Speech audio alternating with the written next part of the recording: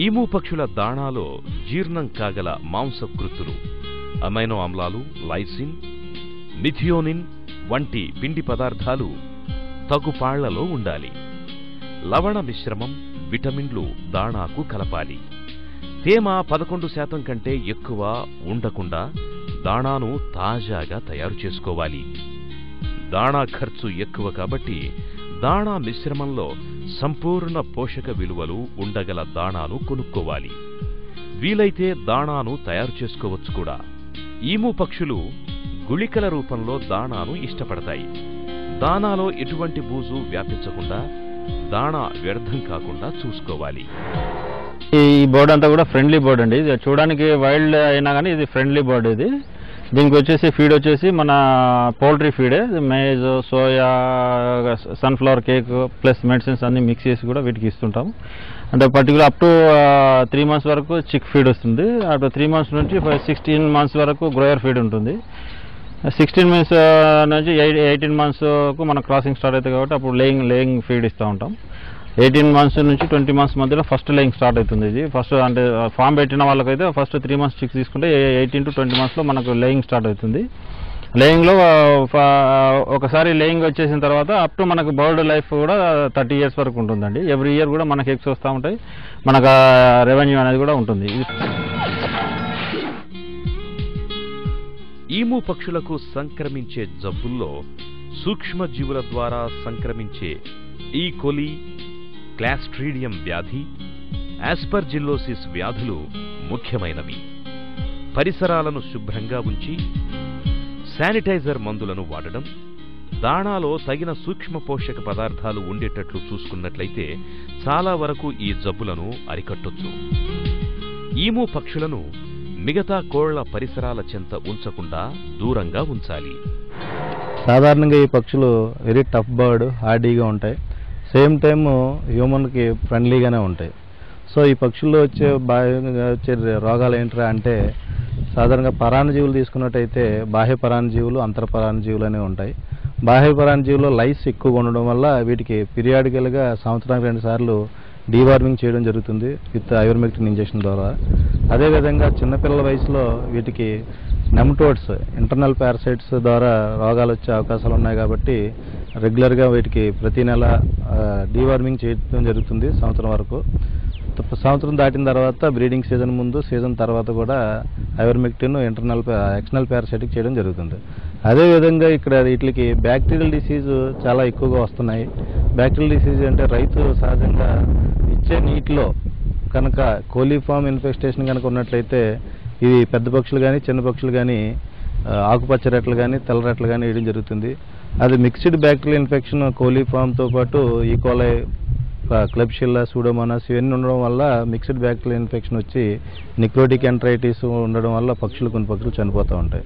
దానికి రెగ్యులర్గా లోకల్గా ఉన్న వెటనరీని తీసుకుని వచ్చి అది ఐడెంటిఫై చేసి యాంటీబయాటిక్స్ వాడినట్టయితే ఈ రోగం కంట్రోల్ చేయొచ్చు.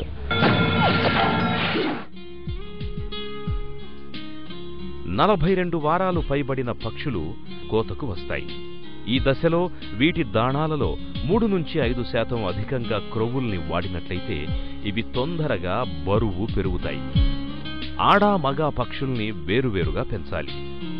గుడ్లు అమ్మడం, పిల్లలు అమ్మడం వరకే పరిమితమైన పరిశ్రమ ఒక దశలో భవిష్యత్తు లేదు అనే పరిస్థితికొచ్చింది. ఇప్పుడిప్పుడే ఈ స్థితి మారే పరిస్థితులు కనిపిస్తున్నాయి. కృష్ణా జిల్లా నూజువీడు మెట్టుగూడ దగ్గర దీనికి సంబంధించిన ప్రాసెసింగ్ యూనిట్ ని ఏర్పాటు చేస్తున్నారు. రాష్ట్రంలో చాలా మంది రైతులు వీటి పెంపకానికి ప్రత్యేకమైన ఆసక్తి కనబరుస్తున్నారు.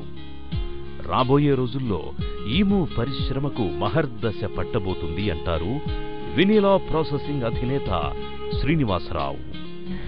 విలీనా అసలు రావడానికి కారణం ఏంటంటే మల్టిప్లేషన్ అనేది ఇట్లా జరుగుతూ వచ్చింది. చిక్స్ ఎప్పుడు 96లో వచ్చిన చిక్స్ ఈ రోజున ఏపీ వరకు తీసుకుంటే 7 lakhs చిక్స్ వరకు మనం ఈము పాపులేషన్ ఏపీలో వచ్చింది. ఇంత పాపులేషన్ వచ్చిన తర్వాత కేవలం పిల్లలు అమ్మడం అనే బిజినెస్ ఒకటే దీనికి ఉందా అని చూస్తే ఈములో ఉండే అసలు ఉపయోగాలు ఏంటంటే మాంసం, ఆయిల్ అనేది. ఈ రెండింటిని మనం ప్రొడక్షన్ లేకుండా కేవలం ఫార్మింగ్ మీదే మనం ఇది ఎగ్జిస్టెన్స్ ఎంతకాలం ఉంటుంది అనే దాంట్లో పుట్టిన ఒక ఆలోచన నుంచి విలీనా అనేది ఆవిర్భవించడం జరిగింది. విలీన వచ్చిన తర్వాత దాదాపు ఒక 12,600 వరకు ఒక్కొక్క పక్షికి రైతుకి ఆదాయం సమకూరే అవకాశం ఉంది. ఈ సందర్భంలో మన ప్లాంట్ కెపాసిటీ వచ్చేసరికి 300 బర్డ్స్ పర్ డే కింద మనం కట్ చేస్తున్నాం. 300 పక్షులు చేయడం అనేది ఏంటంటే దాదాపు ఒక సంవత్సరంలో ఆల్మోస్ట్ మన ఏపీలో ఈ సీజన్కి అవైలబుల్ ఉన్న పక్షులు అన్నీ కూడా తీసుకోవడం జరుగుతుంది. ఇప్పటికే ఆల్రెడీ ఫార్మర్స్ దగ్గర నుంచి చాలా పక్షులు, వేలల్లో పక్షులు లిఫ్ట్ చేసి సైట్కి తరలించడం జరిగింది. ఇవి ట్రయల్ రన్ నుంచి ప్రొడక్షన్కి వచ్చే వరకు ఇవి కొన్ని పక్షులు తీసుకుంటాం. అలాగే సెప్టెంబర్ నుంచి మళ్ళీ ఎగ్జిక్యూటివ్స్ ఫీల్డ్ లెవెల్లో తిరుగుతారు. చాలా మంది దగ్గర నుంచి మళ్ళీ పక్షులు తీసుకోవడం అది జరుగుతుంది. ఆల్రెడీ కొంతమందికి అగ్రిమెంట్లు ఇచ్చున్నాం, వాళ్ళ దగ్గర నుంచి ఈ బర్డ్స్ అన్ని తీసుకోవడం జరుగుతుంది. నూజివీడుతో పాటు పటాన్ చెరువులో కూడా త్వరలో ప్రాసెసింగ్ యూనిట్ ను ఏర్పాటు చేసే ప్రయత్నాలు జరుగుతున్నాయి. ఈము పరిశ్రమకు నాబార్డ్ బ్యాంకుల ద్వారా పూర్తి సహకారం అందుతుంది అంటున్నారు NABARD chief general manager Mohanaiah. NABARD ద్వారా పౌల్ట్రీ వెంచర్ క్యాపిటల్ ఫండ్ అనే సబ్సిడీ స్కీమ్ అనేది ఒకటి అమల్లో ఉంది. ఇది భారత ప్రభుత్వం యొక్క స్కీము. దీంట్లో లో కాస్ట్ ఇన్పుట్ బర్డ్స్ ఏవైతే ఉన్నాయో, అంటే ముఖ్యంగా ఈము లాంటి పక్షులకి పెంపకానికి కూడా దీంట్లో సబ్సిడీ సహాయం ఉంటుంది నాబార్డ్ నుంచి. అంటే దీని యూనిట్ కాస్ట్ ఈ ఈము బర్డ్స్కి 30 లక్షల యూనిట్ కాస్ట్ ఉంటుంది. దీంట్లో రైతులకి ఎస్సీ ఎస్టీ రైతులకైతేనేమో 33% వరకు సబ్సిడీ ఉంటుంది, అంటే దాదాపు 10 లక్షల వరకు సబ్సిడీ ఉంటుంది. మిగతా రైతులకి 25% సబ్సిడీ, అంటే 7.5 లక్షల వరకు సబ్సిడీ దీంట్లో ఉంటుంది. ఇది ఈము పక్షులు పెంచడానికి ఈ విషయంలో.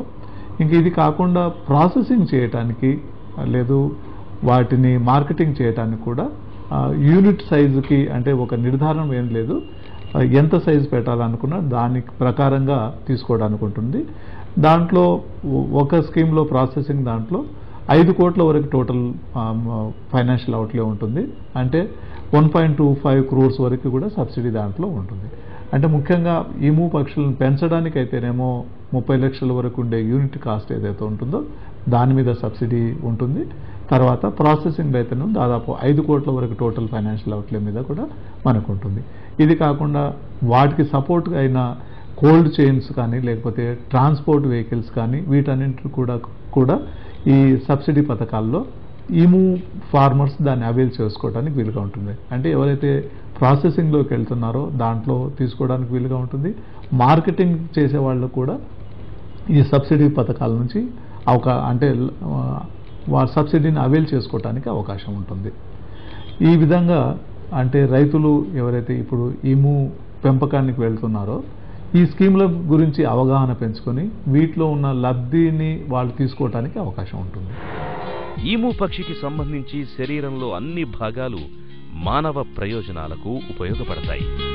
చర్మం, మాంసం, ఈకలు, నూనె, గుడ్డు డొల్లలు, ఇలా ప్రతిదీ అన్నీ ఉపయోగపడతాయి.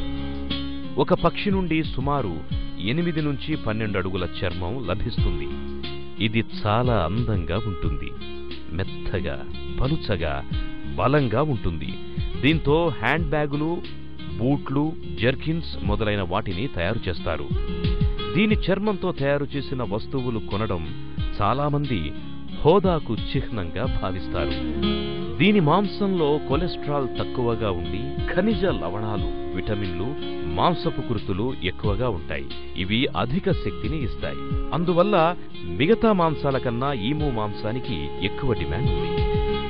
దీని ఈకలు చాలా అందంగా ఉండి ఒక్కో పక్షి నుండి కేజీ వరకు ఈకలు లభిస్తాయి. వీటిని అతి సున్నితమైన ఎలక్ట్రానిక్ పరికరాలు, కంప్యూటర్లు మొదలైన వాటిని శుభ్రపరచడానికి ఉపయోగిస్తారు. దీని వీపుపై 2 నుంచి 3 అంగుళాల దళసరైన కొవ్వు ఉంటుంది. దీని నుంచి 6 నుండి 12 కేజీల కొవ్వు వస్తుంది. ఈ నూనె రంగు, రుచి, వాసన లేని అతి పలచనిది. దీనికి నొప్పులను నివారించే గుణం ఉంది. ఈ నూనెను శుద్ధి చేసి మందుల తయారీల్లో సౌందర్య సాధక వస్తువులు, సబ్బులు, తల నూనెలు, అత్తర్ల తయారీ మొదలైన వాటిలో వాడతారు. మామూలుగా ఒక ఎదిగిన ఈము పక్షి అంటే మనం కటింగ్ కోసం అయితే పెంచుతామో, కటింగ్ ఫీడ్ ఇచ్చి పెంచిన తర్వాత మినిమం 40 కిలోలు వస్తుంది. 40 నుంచి 45 కిలోల వరకు దాని బరువు పెరుగుతుంది. మనం ఒక బర్డ్ను ప్రాసెస్ చేసినప్పుడు, సిస్టమేటిక్గా ప్రాసెస్ చేసినప్పుడు దాంట్లో దాదాపుగా ఒక 50% అంటే 20 కిలోల వరకు బోన్లెస్ మీట్ అంటే బొక్కలు లేకుండా మాంసం మనకు దాని నుంచి వస్తుంది. అది కాకుండా ఒక 7 నుంచి 8 కిలోల వరకు ఫ్యాట్ కూడా వస్తుంది. ఆ ఫ్యాట్ను మనము ఆయిల్ కింద రెండర్ చేసినప్పుడు కనీసం ఒక 5 లీటర్ల ఆయిల్ వస్తుంది. ఈ మటన్ కూడా 20 కిలోలు అన్నప్పుడు ఇప్పుడున్న మార్కెట్ రేట్ ప్రకారం 320 నుంచి 350 రూపాయలు ఈనాడు ఈము మాంసం బోన్లెస్ మార్కెట్లో డిమాండ్గా పోతా ఉంది. కాబట్టి మనకు ఒక 20 కిలోలు మనం ప్రాసెస్ చేసినప్పుడు దాదాపుగా ఒక 6,500 నుంచి 7,000 రూపాయలు మనకు మాంసం మీద వస్తుంది. అదేవిధంగా మనకు ఆయిల్ మీద కూడా ఒక 5 లీటర్లు అంటే 1,800 నుంచి 2,000 రూపాయల వరకు రేటు ఇప్పుడు మేము అమ్ముతున్న రేట్ అది. దాంట్లో కనీసం మినిమం 4 లీటర్లు లెక్క పెట్టుకున్నా కానీ ఒక 8,000 రూపాయలు ఆయిల్ మీద వస్తుంది. ఒక 6,000 రూపాయలు మటన్ మీద వస్తే మొత్తం ఒక 14,000 రూపాయలు అతి తక్కువలో తక్కువ మినిమంలో మనకి వస్తుంది. కాబట్టి ఇప్పుడు ఫార్మరు పిల్లలు పెంచుకున్నప్పుడు ఏంటంటే 4,000 రూపాయలకు 3 నెలల వయసు పిల్లలు ఈరోజు మార్కెట్లో దొరుకుతూ ఉన్నాయి. 4,000 రూపాయల పిల్లని తీసుకొని వచ్చి దానికి ఒక 4 నుంచి 5,000 రూపాయల ఫీడింగ్ కాస్ట్ అవుతుంది. మెయింటెనెన్స్ ఫీడింగు ఏది కటింగ్కి వచ్చేసరికి అంటే 8 నుంచి 9,000 రూపాయలకు ఒక బర్డ్ రెడీ అవుతుంది. కానీ మనం ప్రాసెస్ చేసి అమ్మేసరికి 14,000 రూపాయలు మనకు దాని మీద వస్తుంది. కాబట్టి 4 నుంచి 5,000 రూపాయలు ప్రాఫిట్ ఒక బర్డ్ మీద అంటే నిజంగా ఇప్పుడు ఉన్నటువంటి ఇండస్ట్రీలో ఇంత మంచి లాభదాయకమైనటువంటి ఇండస్ట్రీ ఈ లైవ్ స్టాక్లో వేరే లేదు. చాలా మంచి ఇండస్ట్రీ. ఈము అందమైన గుడ్ల డొల్లలపై బొమ్మలు చిత్రించి అలంకార వస్తువులుగా విక్రయిస్తున్నారు. ఈ పక్షి కాలిగోళ్లు కూడా అలంకార వస్తువుల తయారీలో ఉపయోగిస్తున్నారు. ఇలా ఈ పక్షిలోని ప్రతి అవయవం చాలా విలువైనది, ప్రయోజనమైనది.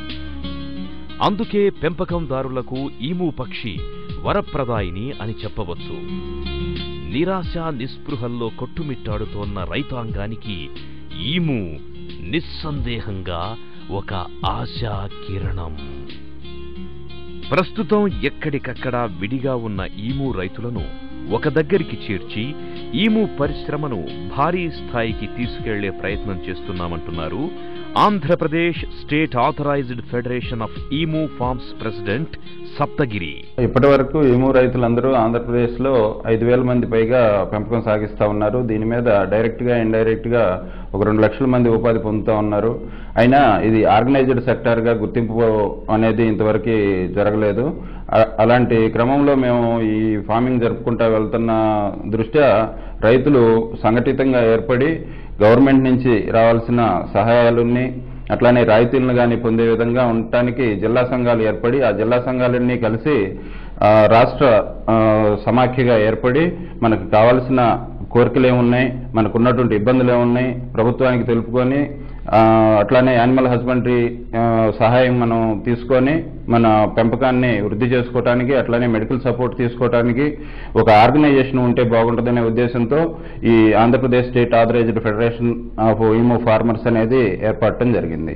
apsafe.in, apsafe.in, apsafe.com అట్లా 3 వెబ్సైట్లు దాన్ని క్రియేట్ చేస్తా ఉన్నాం. దాంట్లో జిల్లా సంఘాల లిస్టులు మొత్తం దాంట్లో బాడీ ఎవరైతే ఉన్నారో ఆ బాడీ ఉంటుంది.